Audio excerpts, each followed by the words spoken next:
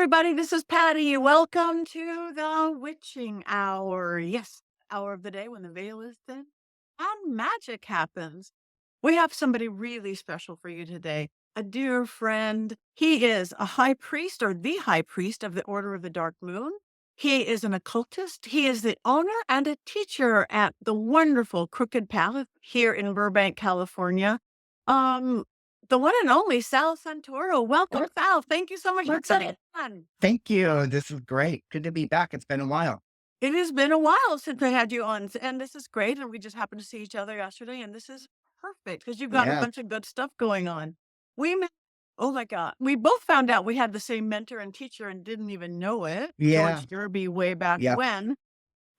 But we actually met on a really silly television show No, a long time ago. no, I don't even want to go there. I know it was worse to show her my facial hair. I don't know. Uh-uh. I know It was terrible. but we were at the famous Black Dahlia house and we did a seance with Black Dahlia and Yeah. they didn't get it at They all. didn't get it at all. At all. They were all, and because she was such a figure of importance to my early life, because my mom knew her, because my mom was friends with her in high school, because she originally comes from outside of Medford, Massachusetts.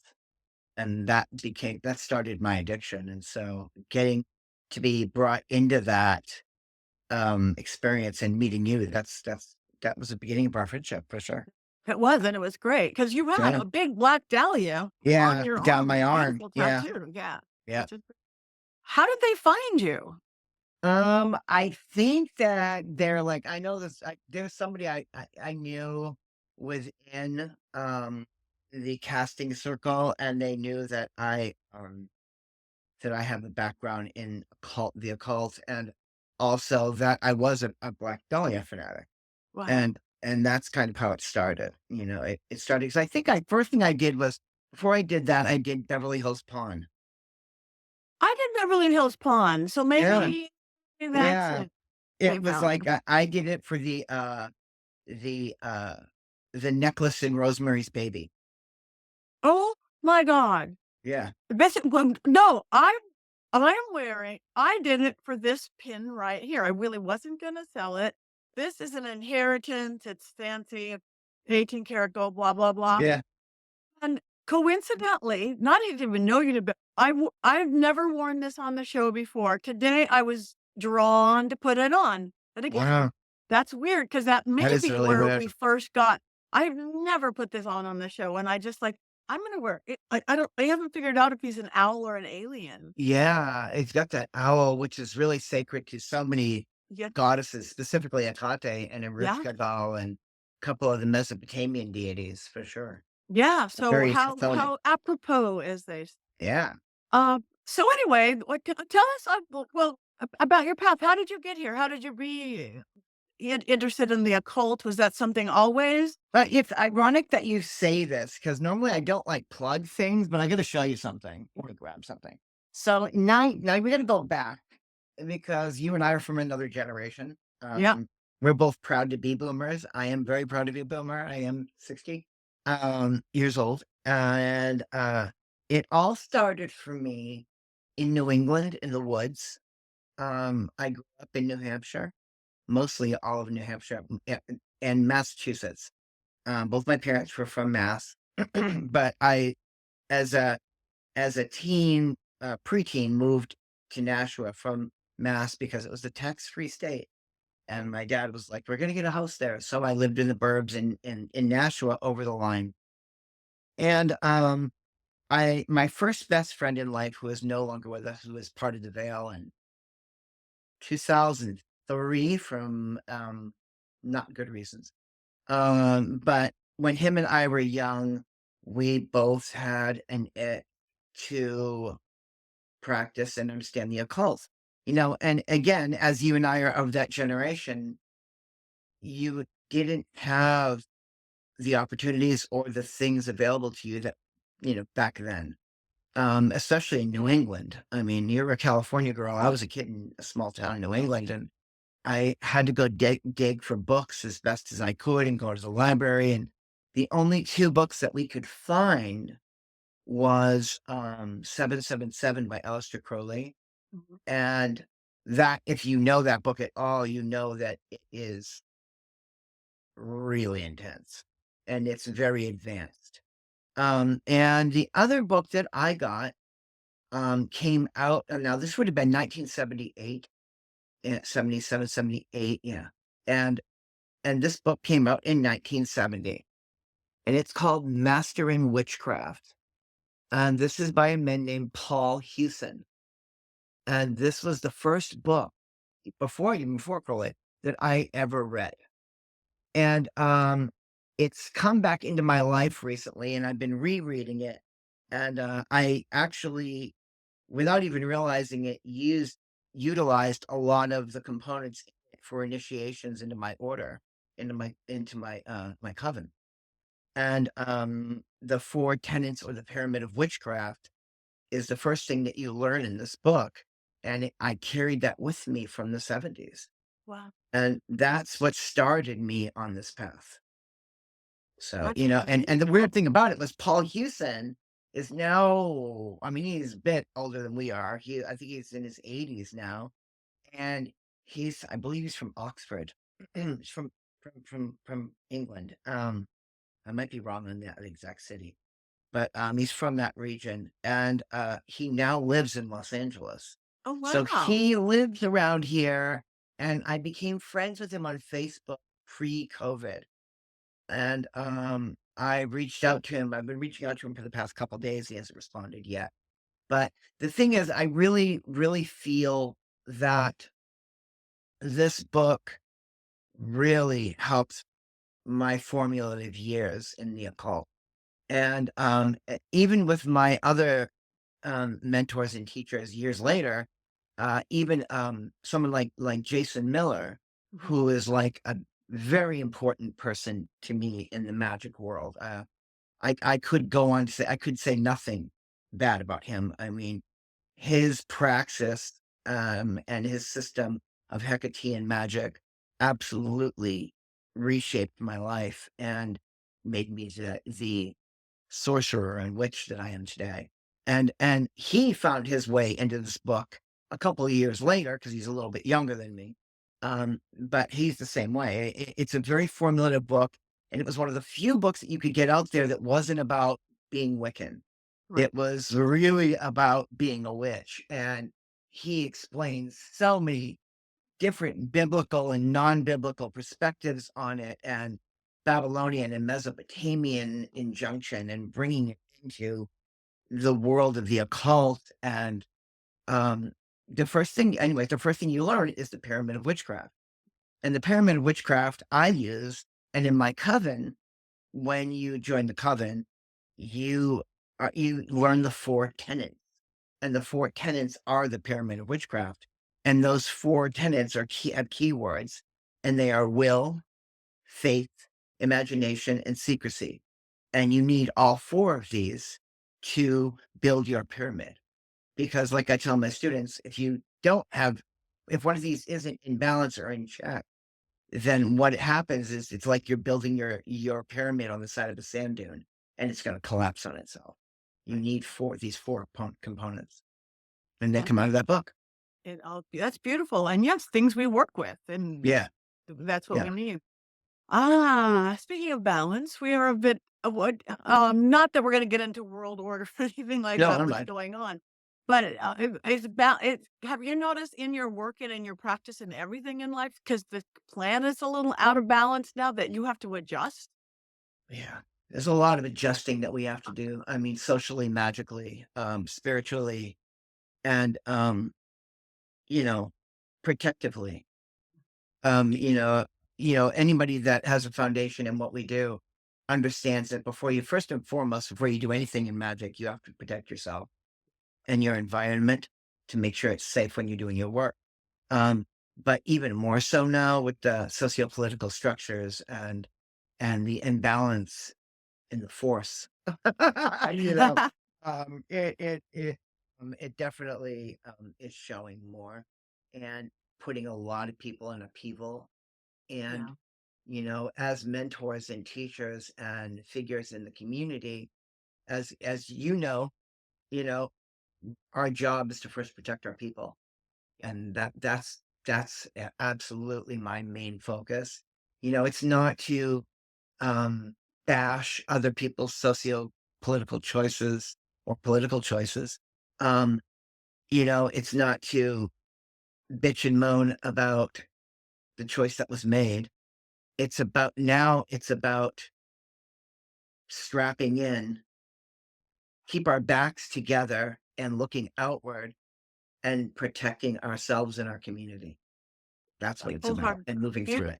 Beautifully put. I love that. Beautifully put, Thank because you. it is having to adjust everything as we go and not Mhm. falling down a rabbit hole or Yeah. yeah. So you have a few wonderful things going on, and one thing I do wanna talk about, because you have going into the modern world of things, you have an what Yeah, which is really weird because I am so the opposite of tech. I mean, I'm an Apple hound. I love yes. anything with the logo on it, but that doesn't mean how to use it any. I have a Vision Pro and I love that thing. But I mean, I'm obsessed with things. But my wife is a Gen Xer, and she was that first gen of that time, and we missed that boat.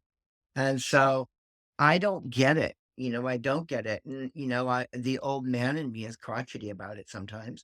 Um, but we have made an app, and it's called the Planetary Magic App, magic with a K, like as Crowley would have put it in his works.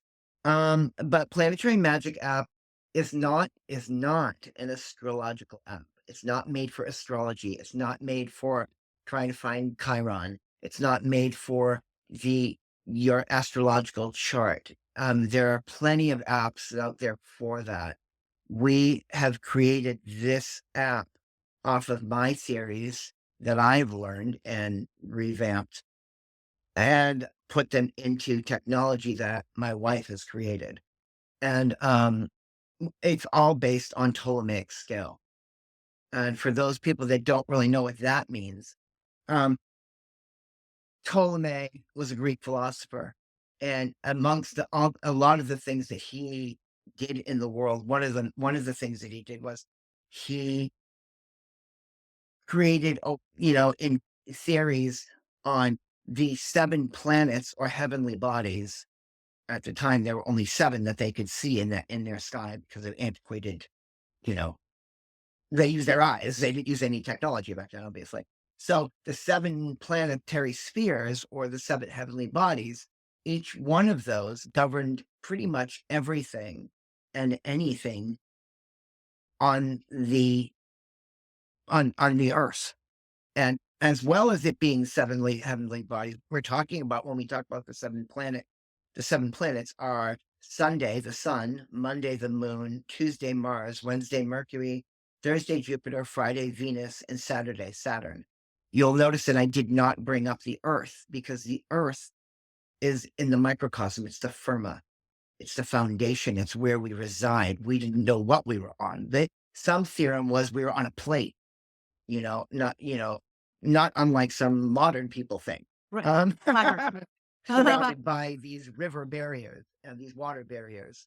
Um, but they knew the flora and the fauna existed, and the flora and the fauna were all directly connected to one of those seven spheres, as well as every action in our lives and every need that we would have, as well as each one of our physical bodies and times of birth, because that moves into what's called the Chaldean structure of time.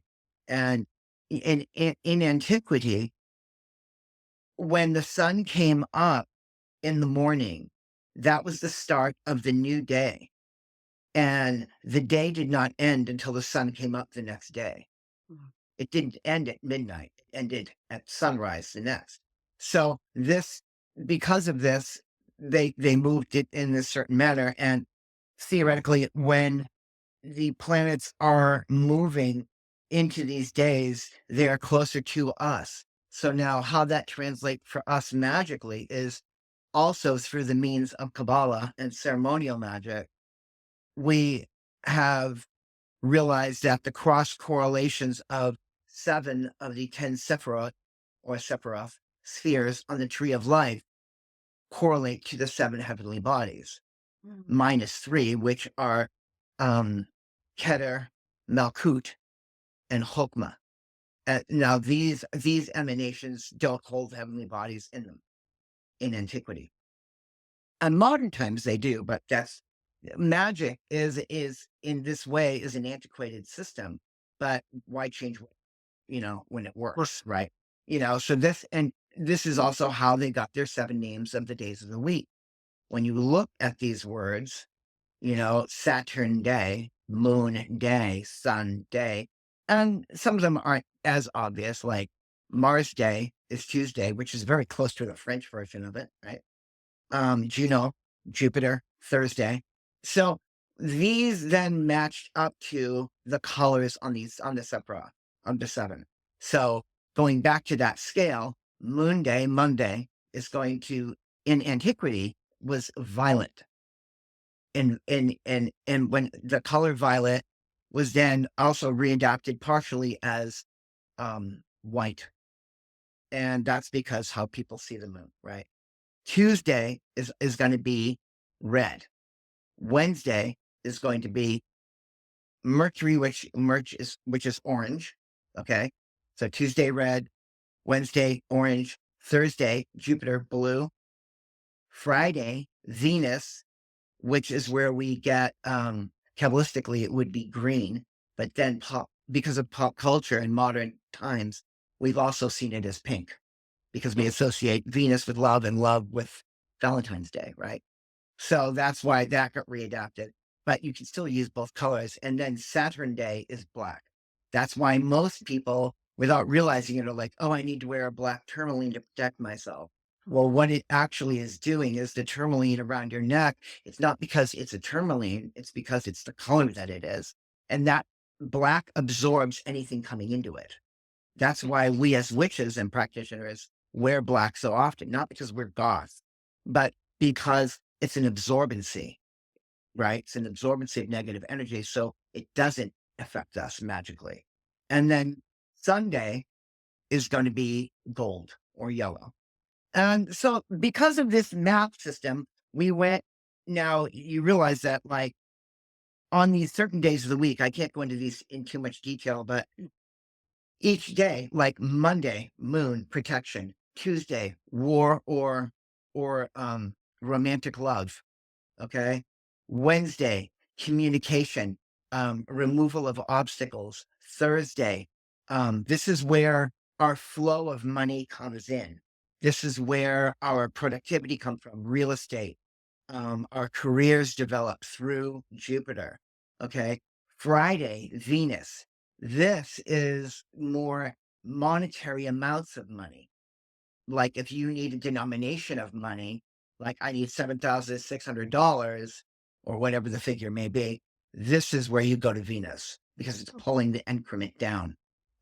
Saturn, like I explained, absorbs any negative, and the sun is really based in healing, clarity, and success.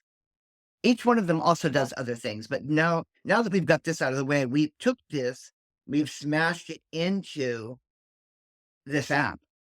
Essentially, is what my wife's done. She's taken all my theorem and my backgrounds and stuff, mixed it in, put it into this format again.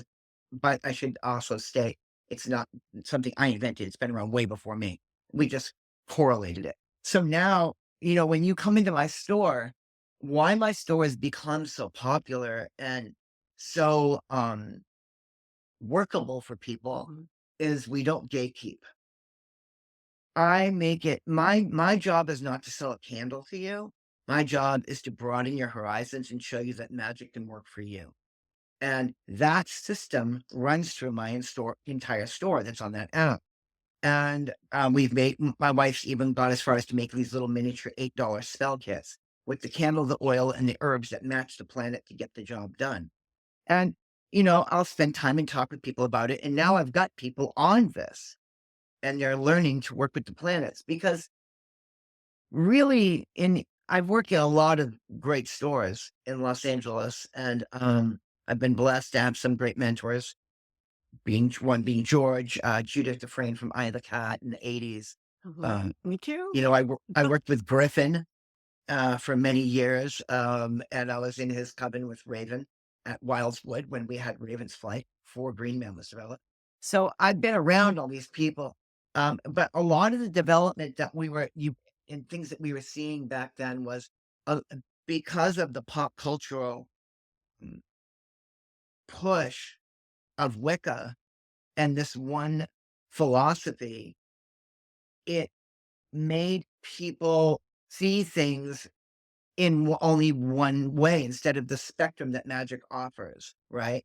It was a very flat view. It's like, oh, if you want to do a spell to bring more things into your life, as broad as that may sound, you'll do it when the moon is growing. If you want to get rid of a habit or get rid of somebody that's bad in your life, then you're going to do this when the moon is decreasing. And I'm like, but that is such a broad thing to say, right?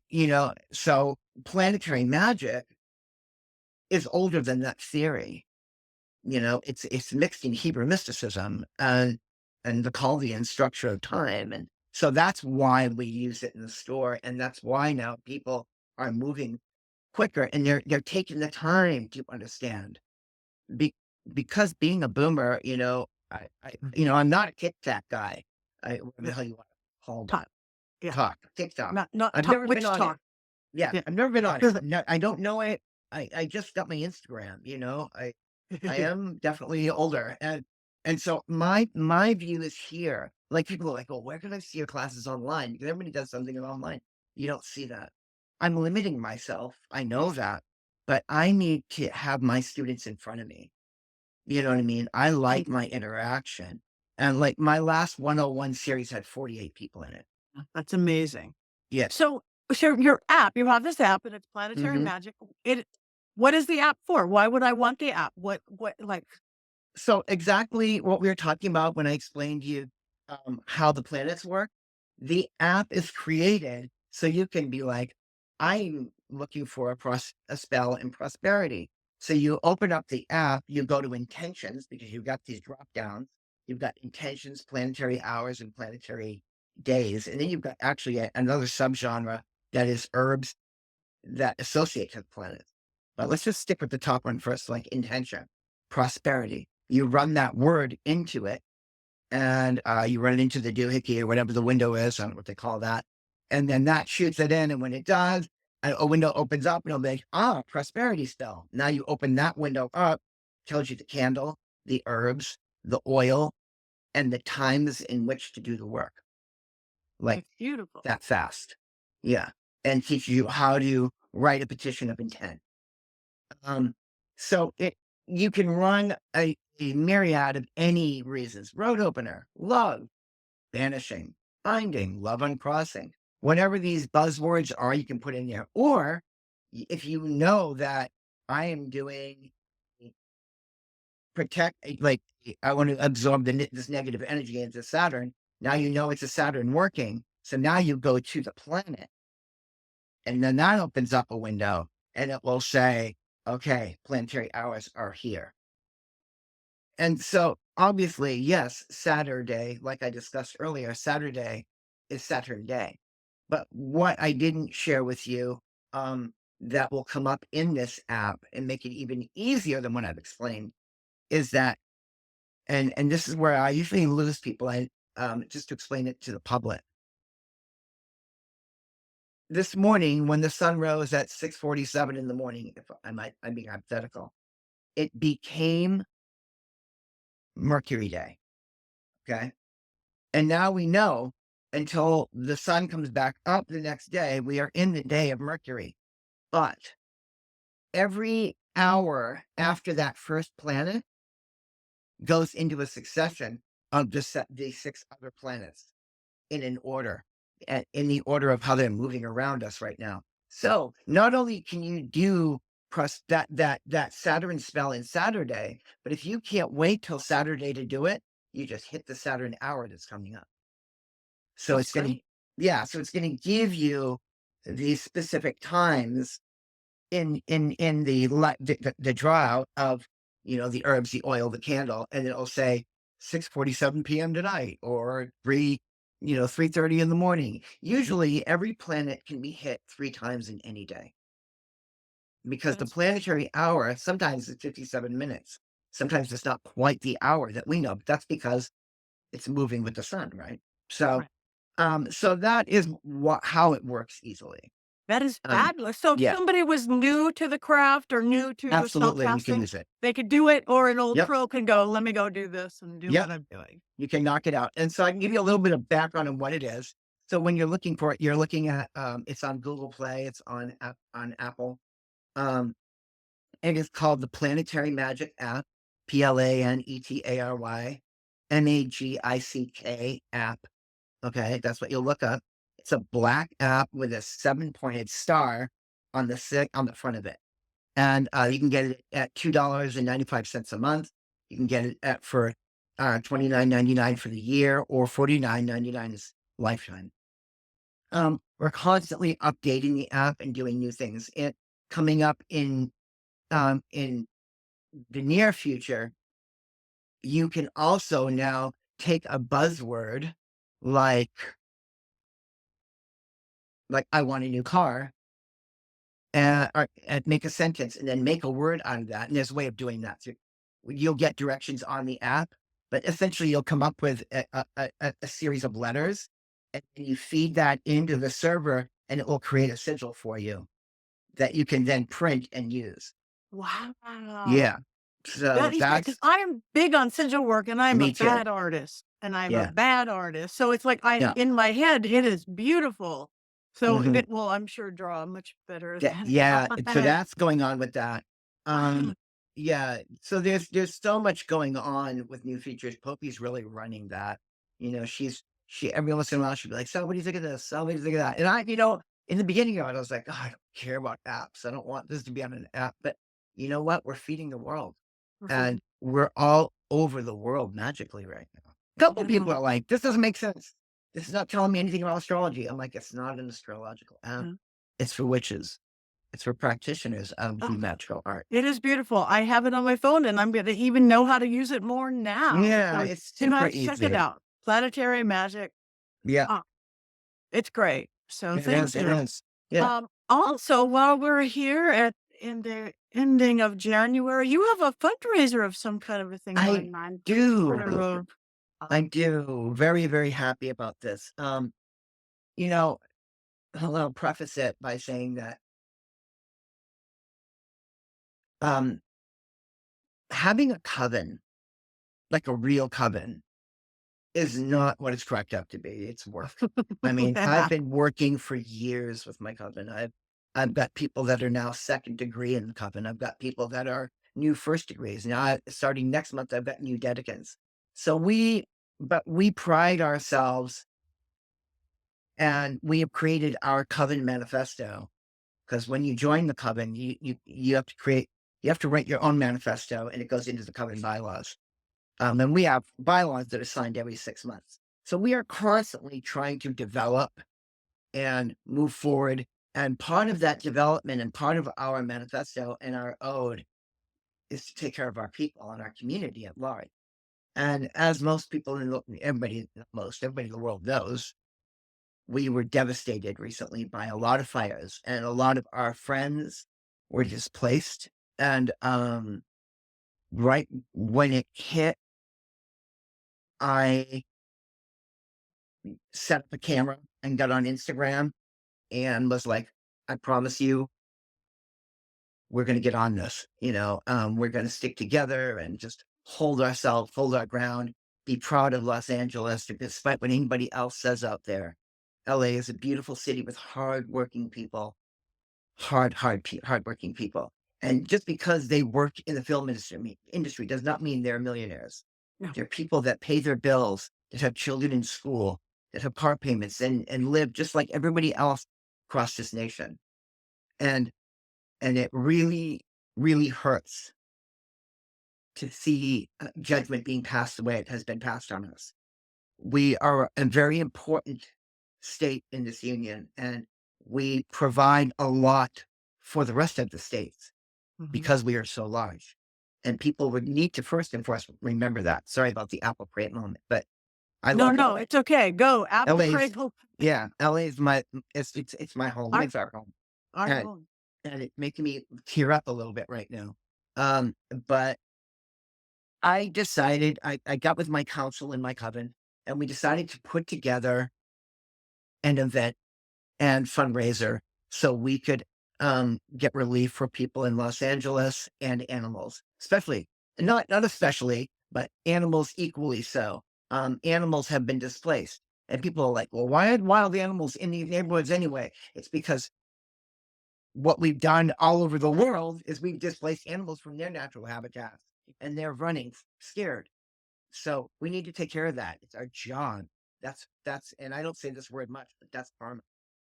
We need to take care of those animals that are displaced, as well as the domestic animals and cats and dogs and people that have lost those animals, and they need food. And people, and I know a lot of people in the beginning were giving Pampers and diapers and here's a can of food. And they don't need that anymore. They need money. It sucks because I hate money, but we need it right now. We need it to start getting people back to where they need to be in life. So we brought together this idea, and if there's one thing I can do, if everybody has one superpower, my superpower is I know a lot of really great people, and I can call them, and they come, and that happened. And so we've got all these great artisans, everybody from Liquid Death to mm, Alex Streeter Jewelry to, locally Coma Witch, Dark Hippie. I mean, just artisans and jewelers and crafters. These people have all donated. Jack Grail donated uh, a leather-bound copy of the Hackathon. Jeff Cullen has donated one of his statues that are just stunning. So we're having a silent auction on the 22nd of February, which is that a Saturday, and it's from 1 to 5. And we ask people to please bring cash. We're not doing transactions on any of the what do they call the things like the Venmos and that. We're not doing it that way. It has to be money. Has to be money transaction that we're dealing with when we're doing these silent auctions. The Coven's making crafts, they're making food, they're making incenses and oils, and people are just offering their services. Some people are offering readings, some people are offering, different things, and we're laying those up there on that silent auction, especially the larger priced items. And we're gonna actually just auction things off, and then 100% of that proceed goes back, and it goes to Los Angeles. It's So beautiful. Now, is that all going to be live, right? You have it's to be in all Los gotta be Angeles. live. Yes, Yeah. it's gonna be a DJ music event. There's gonna be stuff to eat. And as well as that is the high priestess, De La Luna, and my coven and myself are both gonna teach 30-minute seminars on Hecate in different aspects. So we're gonna have a little mini class as well. That's beautiful. And that's February 23rd here in Los 20, Angeles, I think it's Burbank. 22nd. Place that. Can we look at this? Let me look because I'm really bad with dates. I understand.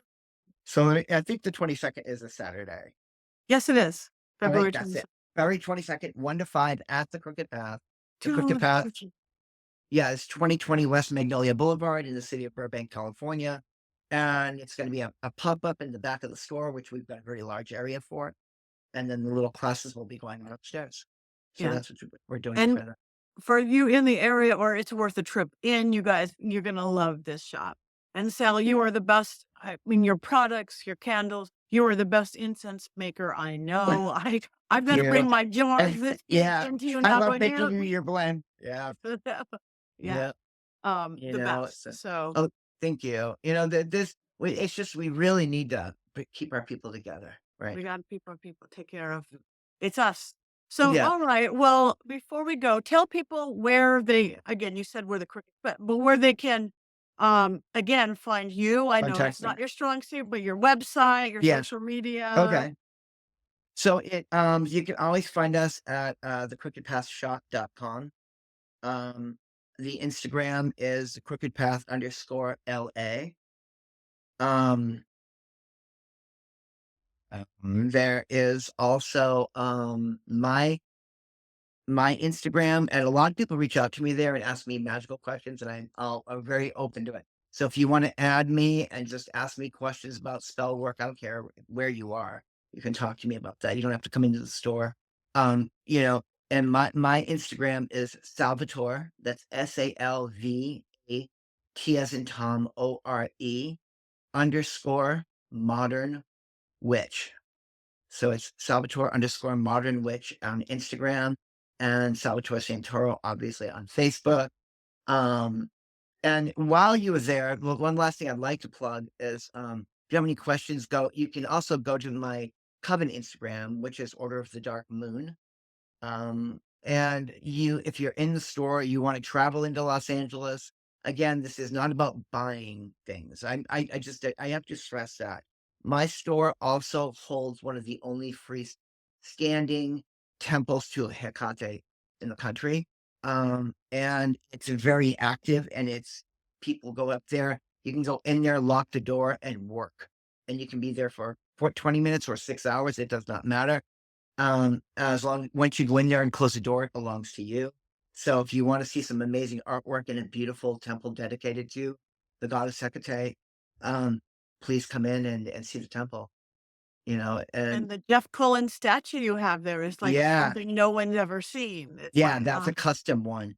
And for those people that don't work with Hecate, Hecate gave me this little download, and she had me go ahead and open 5 shrines outside of the temple. So really quickly, we've got uh, a shrine to Kali Ma in India. We've got Nephthys in Egypt.